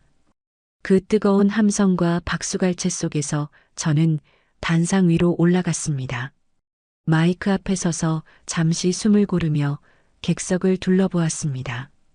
저를 믿고 따르는 직원들의 눈빛, 그리고 맨 뒷줄에서 저를 지켜보며 엄지손가락을 치켜 세우고 있는 서준 씨의 모습이 보였습니다. 그 순간 가슴속 깊은 곳에서부터 벅찬 감동이 밀려왔습니다. 존경하는 임직원 여러분, 안녕하십니까? 신임 대표이사입니다. 제 목소리가 스피커를 통해 강당 전체에 울려 퍼졌습니다. 저는 오늘 이 자리에 서기까지 많은 시련과 아픔을 겪었습니다. 하지만 그 과정이 있었기에 더 단단해질 수 있었고, 진정한 가치가 무엇인지 깨달을 수 있었습니다.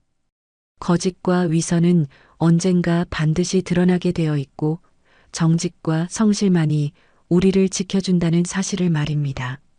직원들은 숨을 죽이고 제 이야기에 귀를 기울였습니다. 이제 저는 여러분과 함께 더 큰 미래를 향해 나아가려 합니다. 과거의 낡은 관습과 부조리는 과감히 털어내고 오직 실력과 성과로 평가받는 공정한 회사를 만들겠습니다. 제가 겪은 아픔이 헛되지 않도록 우리 회사가 여러분에게 든든한 울타리가 되고 자부심이 될 수 있도록 제 모든 것을 바치겠습니다. 연설이 끝나자 강당이 떠나갈 듯한 박수 소리가 터져나왔습니다. 몇몇 직원들은 눈물을 글썽이며 환호하기도 했죠. 그 열기 속에서 저는 비로소 느꼈습니다. 아, 이제야 진짜 내 인생을 찾았구나. 누군가의 아내, 누군가의 며느리가 아닌 온전한 나로서 서 있는 이 순간, 제 인생의 주도권을 되찾았다는 사실이 그 어떤 성공보다 값지게 느껴졌습니다. 취임식이 끝나고 집무실로 돌아왔을 때 서준 씨에게서 문자가 도착해 있었습니다. 대표님 취임 축하드립니다. 오늘 연설 최고였어요. 근데 오늘 저녁에 떡볶이 먹으러 가실래요? 제가 쏠게요. 그의 귀여운 문자에 저도 모르게 피식 웃음이 터졌습니다. 화려한 대표이사 명함보다 그와 함께하는 소소한 떡볶이 데이트가 더 기다려지는 건 어쩔 수 없더라고요. 그래요. 오늘은 떡볶이가 딱이겠네요. 답장을 보내며 저는 창밖을 바라보았습니다. 파란 하늘 위로 비행기 한 대가 날아가고 있었습니다. 5개월 전 시어머니가 그토록 타고 싶어 했던, 하지만 결코 탈 수 없었던 그 비행기였죠. 하지만 저에게는 더 이상 그런 껍데기 같은 허영심은 필요 없었습니다. 제 두 발로 단단하게 땅을 딛고 서 있는 지금 이 순간이 퍼스트 클래스보다 훨씬 더 높고 자유로운 비상이었으니까요. 이제 제 앞에는 꽃길만 펼쳐질 거라는 확신이 들었습니다. 사랑하는 사람과 함께, 그리고 제가 지켜야 할 회사와 함께 걸어갈 그 길이 말이죠. 사람이 불행을 감지하는 촉이라는 게 참 무서운 거더라고요. 인생이 이렇게 완벽해도 되나 싶을 만큼 모든 게 순조롭게 흘러가던 어느 날부터 제 몸이 먼저 이상 신호를 보내오기 시작했습니다. 처음에는 그저 취임 후 쏟아지는 업무량 때문에 일시적으로 피로가 쌓인 거라고 대수롭지 않게 여겼어요. 아침에 일어나면 물먹은 솜처럼 몸이 무겁고 오후만 되면 식은 땀이 흐르며 가슴이 두근거리는 증상들 말이죠. 그저 영양제 몇 알 더 챙겨 먹고 서준 씨가 챙겨주는 보양식을 먹으면 금방 나아질 거라고 믿었습니다. 하지만 회의 도중 눈앞이 핑 돌며 휘청거리는 일이 잦아지고 급기야 중요한 미팅 자리에서 식은땀을 비오듯 흘리며 쓰러질 뻔한 위기를 겪고 나서야 덜컥 겁이 나 병원을 찾게 되었습니다. 검사 결과가 나오는 날 의사 선생님의 표정은 마치 사형 선고를 내리는 재판관처럼 어둡고 무거웠어요. 대표님, 지금 몸 상태가 단순히 과로 때문이 아닙니다. 호르몬 수치가 바닥을 치고 있어요. 극심한 스트레스로 인한 조기 폐경의 징후가 보입니다. 이대로 방치하면 영영 아이를 갖지 못하게 될 수도 있습니다. 그 말을 듣는 순간 진료실의 하얀 벽이 제 쪽으로 무너져 내리는 것 같은 현기증을 느꼈습니다. 조기 폐경이라니요. 이제 겨우 제 인생을 찾았고 사랑하는 사람과 가정을 꾸려 행복하게 살 꿈에 부풀어 있었는데 아이를 유난히 좋아하는 서준 씨의 얼굴이 떠올라 가슴이 미어지더라고요. 공원에서 아이들을 볼 때마다 눈에서 꿀이 뚝뚝 떨어지던 그 사람에게 제가 과연 이 잔인한 소식을 어떻게 전할 수 있을까요? 나 당신 아이를 못 낳아줄 수도 있대. 이 말을 입 밖으로 꺼내는 상상만으로도 심장이 난도질 당하는 기분이었죠. 병원 문을 나서는데 다리에 힘이 풀려 한참이나 멍하니 하늘만 올려다보았습니다. 서준 씨에게 미안해서 그리고 제 자신이 너무 초라하게 느껴져서 눈물이 왈칵 쏟아지려는 걸 겨우 참아냈어요. 하지만 불행은 결코 혼자 오는 법이 없다더니 제 인생을 송두리째 뒤흔들 거대한 파도는 이제 막 시작된 참이었습니다. 회사로 복귀하자마자 비서실장이 사색이 된 얼굴로 제 집무실 문을 두드렸습니다. 대표님, 큰일 났습니다. 우리가 1년 넘게 준비해 온 신규 프로젝트 스마트시티 솔루션 말입니다. 경쟁사에서 오늘 오전에 똑같은 기술로 특허 출원을 했다고 합니다. 순간 귀를 의심했습니다. 그 프로젝트는 우리 회사의 사활을 건 미래 먹거리였고 보안 등급 1급으로 철저하게 관리되던 기밀이었거든요. 그런데 경쟁사가 토시 하나 틀리지 않고 똑같은 기술을 발표했다니 이건 명백한 내부 유출이었습니다. 당장 보안팀 소집해요. 로그 기록 싹 다 뒤져서 쥐새끼 잡아내세요. 당장. 제 고함에 비서실장은 허둥지둥 뛰어나갔고 저는 떨리는 손으로 책상을 짚으며 거친 숨을 몰아쉬었습니다. 그리고 몇 시간 뒤 보안팀장이 가져온 결과 보고서를 보는 순간 저는 경악을 금치 못했습니다. 기밀이 유출된 시점은 3개월 전, 그리고 그 접속 아이디의 주인은 다름 아닌 전 남편 김민석이었으니까요. 이 인간이 끝까지 나를 죽이려고 작정을 했구나. 전 남편은 저에게 불륜이 발각되어 해고당하기 직전 이미 앙심을 품고 회사의 핵심 기밀을 USB에 담아 빼돌렸던 겁니다. 그리고 자신이 쫓겨난 후 그 자료를 경쟁사에 팔아넘겨 거액을 챙기고 우리 회사를 무너뜨릴 계획을 세워뒀던 거죠. 제가 방심한 틈을 타 가장 치명적인 비수를 꽂은 셈이었어요. 상황은 걷잡을 수 없이 악화되었습니다. 경쟁사는 훔친 기술을 바탕으로 뻔뻔하게도 우리 회사의 특허 침해 금지 가처분 소송을 걸어왔고 언론에는 기술 도용 의혹, 도덕적 해이 심각이라는 자극적인 헤드라인의 기사가 도배되기 시작했어요. 주식시장은 즉각 반응했습니다. 연일 상한가를 치던 우리 회사 주가는 곤두박질 쳐서 하루아침에 반토막이 났고 시가총액 수천억이 증발해버렸어요. 주주들의 항해 전화가 빗발쳐 업무가 마비될 지경이었고 회사 로비에는 성난 주주들이 몰려와 계란을 던지며 시위를 벌였습니다. 여자 대표가 들어앉더니 회사를 말아먹네. 전 남편 관리 하나 못해서 이 사달을 만들어? 당장 사퇴해. 확성기를 통해 들려오는 그날선 비난들이 제 고막을 찢고 들어와 가슴에 비수처럼 박혔습니다. 제가 억울하다고 소리쳐봤자 세상은 결과만 놓고 저를 무능한 경영자로 낙인 찍고 있었으니까요. 설상가상으로 요양병원에 계시던 친정아빠마저 이 뉴스를 접하시고 충격으로 쓰러지셨다는 연락을 받았습니다. 대표님, 회장님께서 뉴스 보시다가 갑자기 가슴을 부여잡고 쓰러지셔서 지금 응급실로 모셨습니다. 의식은 없으십니다. 수화기를 든 손이 덜덜 떨려 전화기를 놓칠 뻔했습니다.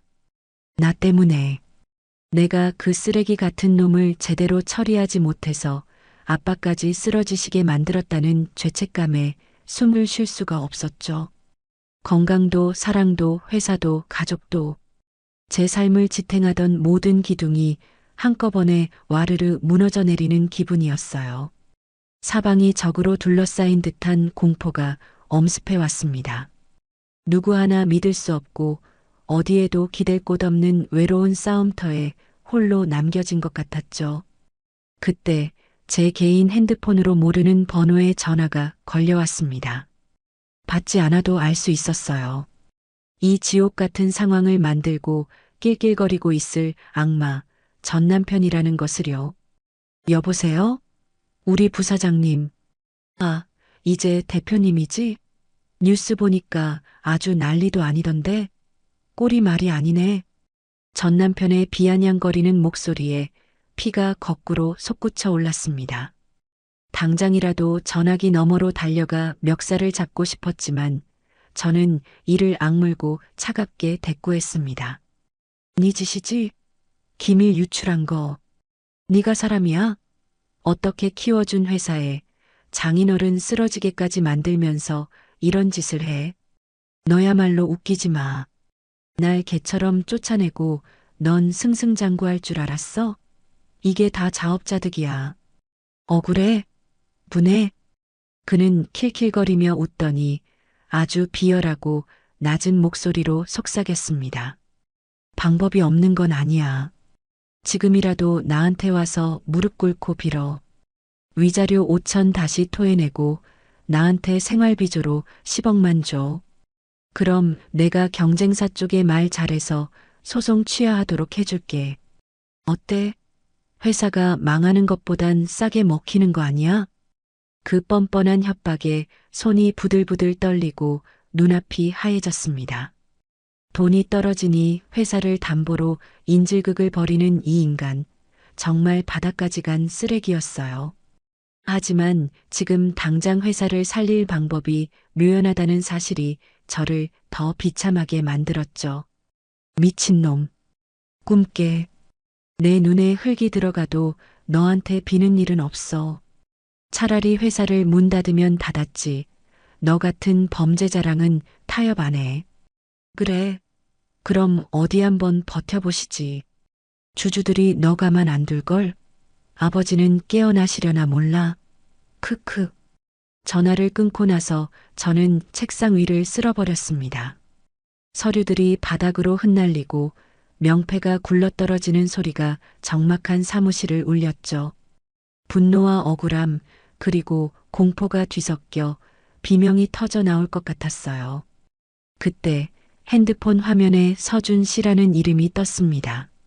평소 같으면 설레는 마음으로 받았을 그 이름이 지금은 너무나 무겁고 아프게 다가왔어요. 받으면 안 돼.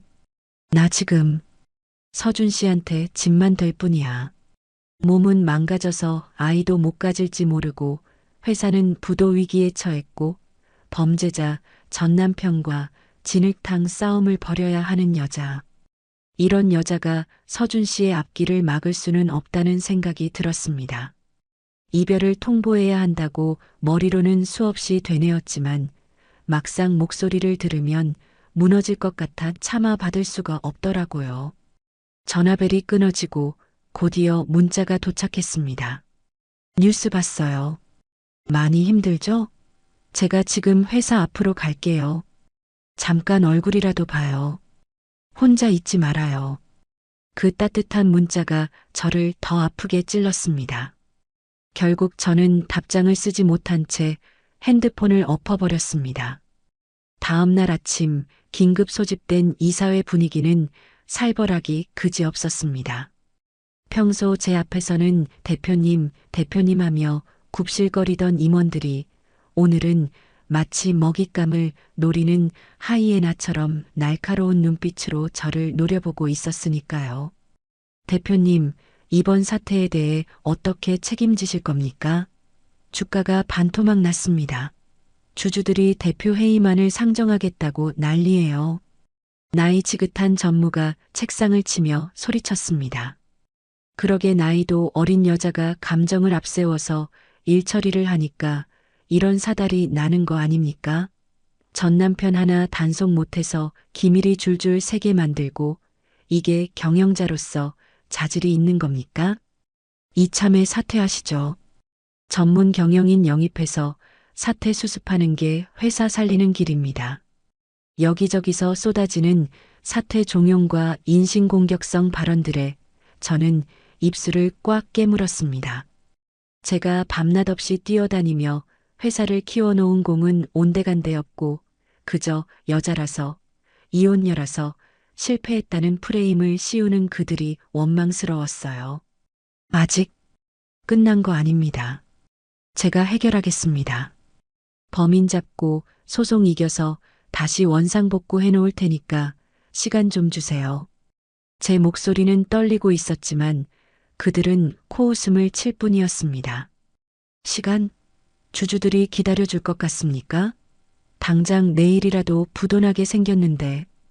회의실을 박차고 나온 저는 도망치듯 집무실로 돌아왔습니다. 문을 잠그고 블라인드를 내리자 칠흑 같은 어둠이 저를 감쌌습니다. 넓은 대표이사실이 오늘따라 왜 이렇게 춥고 무섭게 느껴지는지 소파에 몸을 웅크리고 앉아 무릎에 얼굴을 파묻었습니다. 며칠 전까지만 해도 세상을 다 가진 듯 행복했는데 지금은 벼랑 끝에 홀로 서 있는 기분이었죠. 아빠, 서준 씨, 나 어떡해. 참았던 눈물이 댐이 무너지듯 터져 나왔습니다. 소리내어 울 힘조차 없어서 저는 어둠 속에서 숨죽여 흐느꼈습니다. 몸도 마음도 그리고 제가 지켜온 모든 것이 산산조각 난 것 같은 깊은 절망감이 저를 집어삼키고 있었어요. 창밖에서는 비가 내리기 시작했어요. 마치 제 마음을 대변하듯 추적추적 내리는 빗소리가 사무실의 정적을 채웠습니다. 이 비가 그치면 무지개는커녕 더 큰 폭풍우가 몰아칠 것만 같은 불길한 예감이 들었습니다. 과연 이 시련을 이겨내고 다시 일어설 수 있을까요? 아니면 전 남편의 저주대로 처참하게 무너져 내리게 될까요? 지금으로선 아무런 희망도 보이지 않는 캄캄한 밤이었습니다.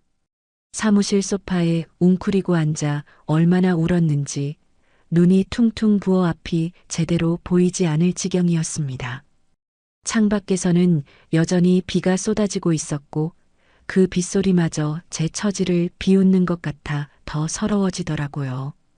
그때 똑똑하는 노크 소리가 들리더니 잠긴 문을 억지로 여는 듯한 소리가 들렸습니다.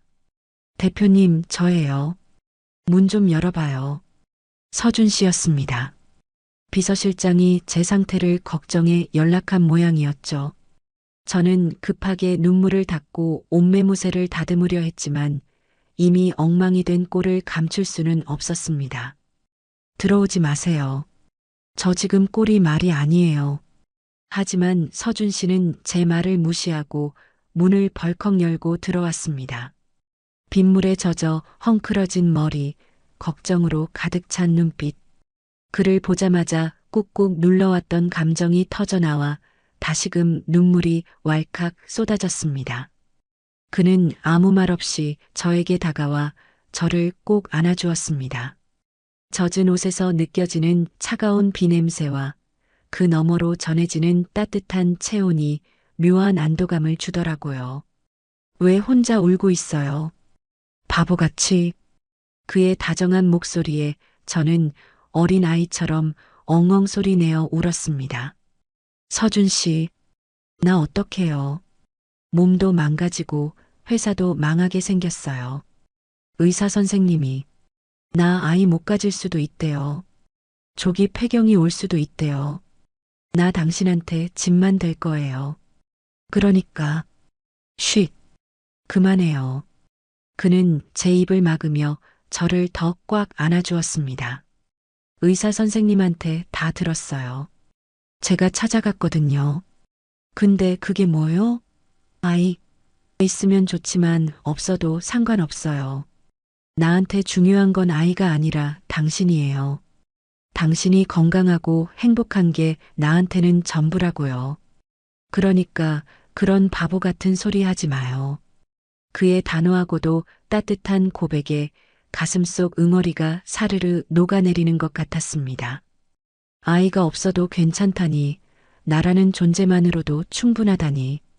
세상 천지에 이런 남자가 또 있을까요? 그의 품 안에서 저는 비로소 숨을 쉴 수 있었습니다. 그리고 회사 일 아직 안 끝났잖아요. 당신이 이렇게 무너지면 저 나쁜 놈들이 샴페인 터뜨릴 텐데 그거 보고만 있을 거예요? 일어나요. 우리가 이길 수 있어요. 서준 씨의 위로와 격려 덕분에 저는 다시 일어설 용기를 얻었습니다. 그래, 이대로 당하고만 있을 수는 없지.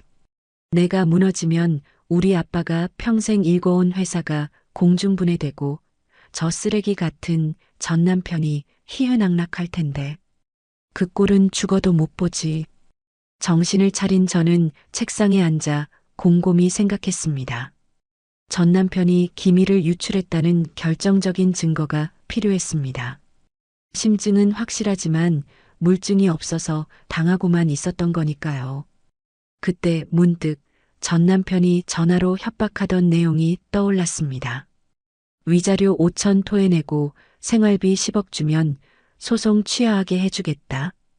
그 통화 내용을 녹음해둔 파일이 핸드폰에 고스란히 저장되어 있었죠. 이건 그가 이번 사태의 배우라는 것을 입증할 수 있는 강력한 정황 증거였습니다. 하지만 법적으로 효력을 갖기 위해서는 더 확실한 물증이 필요했습니다.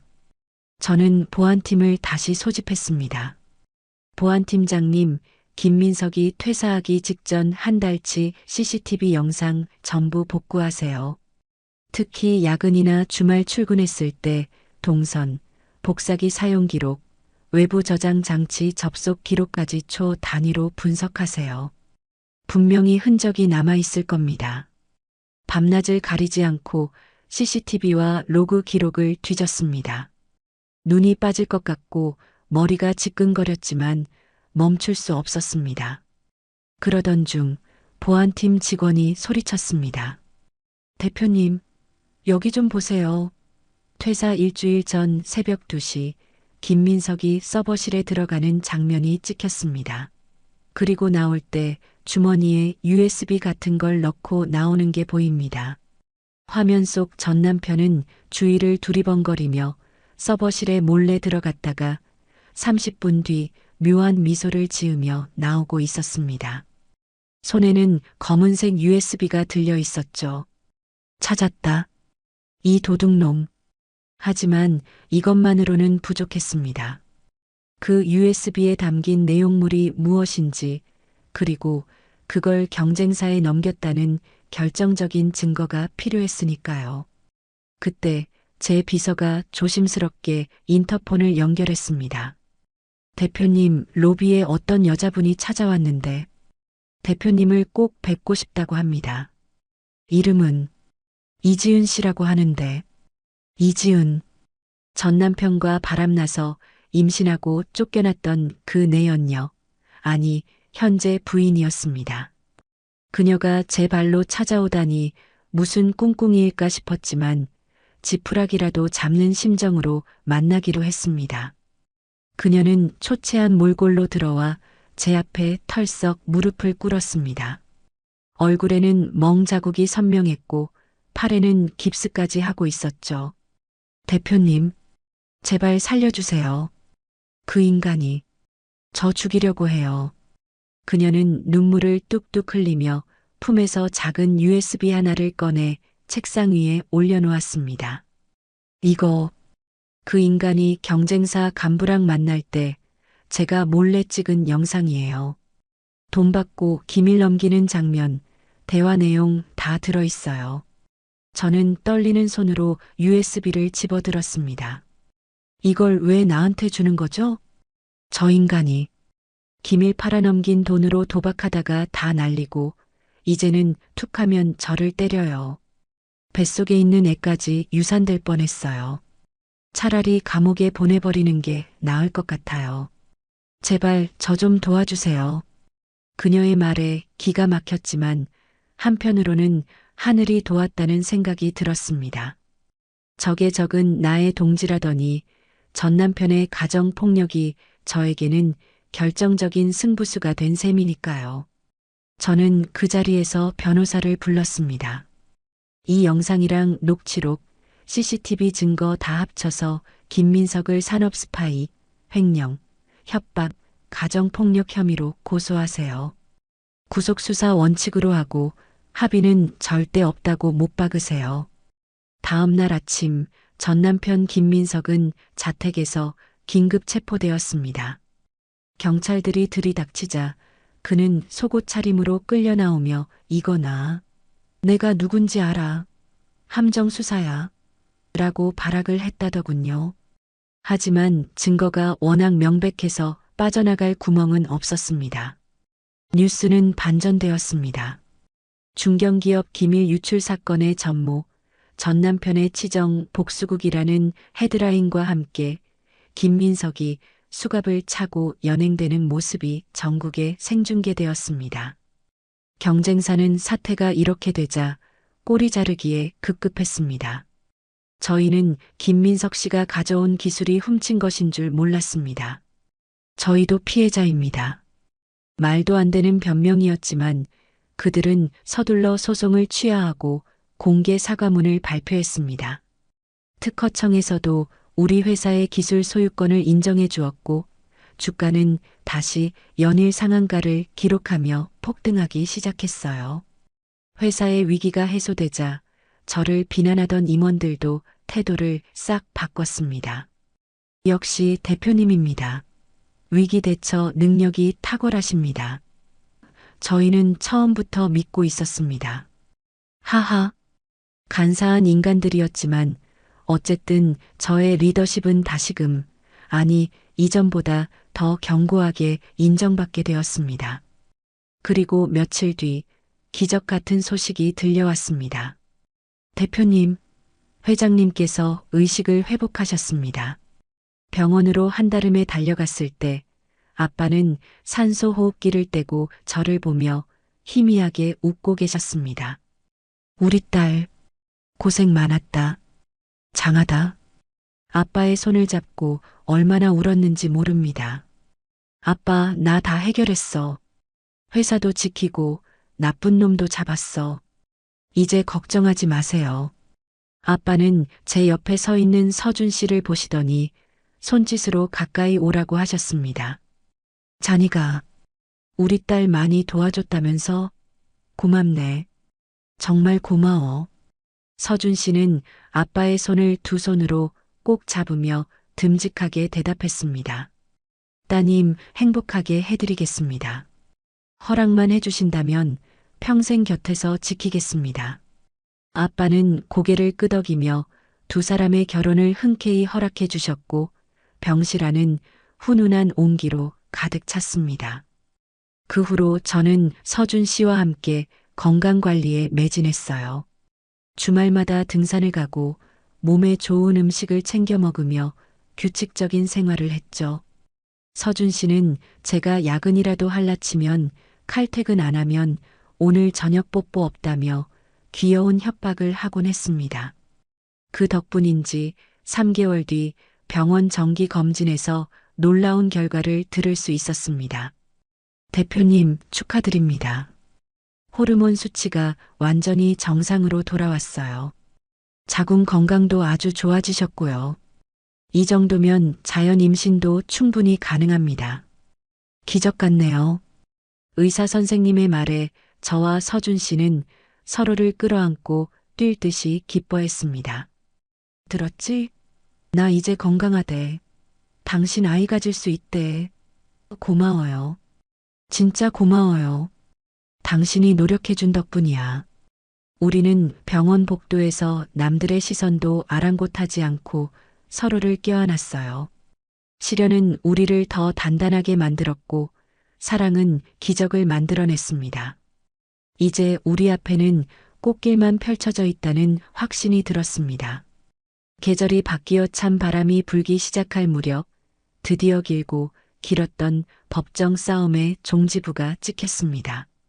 판사님이 판결문을 낭독하는 그 순간 법정안은 숨소리조차 들리지 않을 만큼 고요했죠. 피고인 김민석에게 징역 3년을 선고한다. 또한 회사에 끼친 손해배상금 5억 원을 지급할 것을 명한다. 땅땅땅. 판사봉이 3번 내리치자 피고석에 앉아있던 전 남편은 다리에 힘이 풀린 듯 휘청거렸습니다. 수의를 입은 그의 등은 굽어 있었고 한때 번지르르 했던 얼굴은 수염이 덥수룩하게 자라 노숙자와 다를 바 없었죠. 그 잘난 자존심은 온데간데였고 그저 초라한 죄수 번호만이 그의 가슴에 박혀 있을 뿐이었습니다. 그때 방청석 맨 뒷줄에서 익숙한 비명소리가 터져 나왔어요. 아이고, 우리 아들. 판사님, 이거 무효예요. 우리 아들이 그럴 리가 없어요. 저 여자가 다 꾸민 짓이라고요. 시어머니였습니다. 낡은 패딩 점퍼를 걸친 그녀는 경비원들에게 제지당하면서도 악을 쓰고 있었죠. 전 남편은 그 소리에 고개를 돌려 엄마를 쳐다보았습니다. 그런데 그 눈빛에는 애틋함이나 그리움 따위는 찾아볼 수 없었어요. 대신 섬뜩할 정도의 증오와 원망만이 이글거리고 있었죠. 엄마, 제발 그만 좀 해. 엄마 때문에 내 인생 망쳤잖아. 엄마가 여행 타령만 안 했어도 내가 이렇게까지 안 됐어. 다 엄마 욕심 때문이라고. 내 눈앞에서 꺼져. 꼴도 보기 싫으니까. 전 남편의 절규의 시어머니는 벼락이라도 맞은 듯 멍하니 입을 벌리고 굳어버렸습니다. 평생을 아들 하나만 보고 살아온 그녀에게 아들의 입에서 나온 저주 같은 말은 사형 선고나 다름없었겠죠. 결국 그녀는 바닥에 주저앉아 가슴을 치며 통곡했습니다. 내가 너를 어떻게 키웠는데, 네가 나한테 어떻게 이럴 수 있니? 아이고 내 팔자야. 저는 그 아수라장이 된 법정을 조용히 빠져나왔습니다. 뒤에서 들려오는 모자의 비명과 울음소리가 멀어질수록 제 발걸음은 점점 더 가벼워졌습니다. 이제 정말 끝이구나. 내 인생에서 저 악연들이 완벽하게 도려내졌구나. 차가운 가을바람이 오히려 시원하게 느껴지더라고요. 들리는 소문에 의하면 시어머니는 전 남편의 옥바라지와 합의금을 마련하느라 살던 아파트를 헐값에 팔아넘겼다고 해요. 지금은 보증금도 거의 없는 낡은 빌라 반지하 방으로 이사가서 하루하루를 눈물로 보내고 있다더군요. 동네 사람들 눈피해서 밤에만 몰래 폐지를 주우러 다닌다는 말도 들리고요. 인과응보라는 말이 이토록 정확할 수 있을까요? 남의 눈에 피눈물 흘리게 하면 본인 눈에는 피고름이 난다는 옛말이 하나도 틀린 게 없었습니다. 그리고 그 내연녀 이지은 씨. 그녀는 전 남편이 구속되자마자 이혼 소송을 제기하고 아이를 혼자 낳았다고 합니다.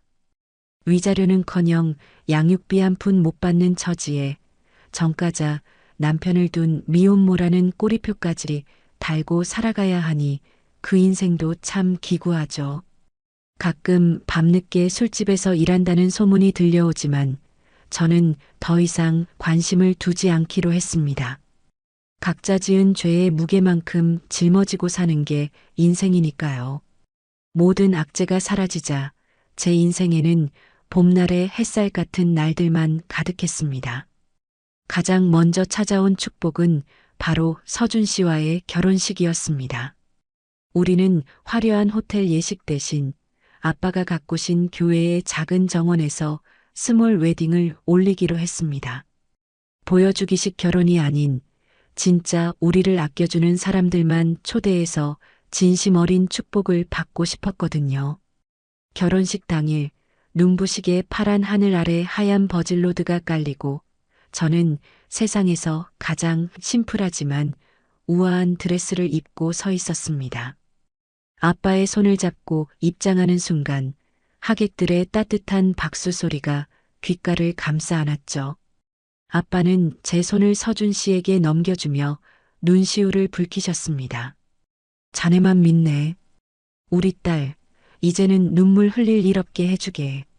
서준 씨는 듬직하게 고개를 끄덕이며 제 손을 꽉 잡았습니다. 걱정 마십시오. 제 목숨보다 귀하게 여기겠습니다. 우리는 서로를 바라보며 평생을 함께할 것을 맹세했습니다. 반지를 교환하고 입을 맞추는 순간 저는 세상을 다 가진 듯한 기분이었죠. 지난날의 아픔과 상처가 이 순간을 위해 존재했던 걸음처럼 느껴질 만큼 벅차오르는 감동을 주체할 수 없었습니다.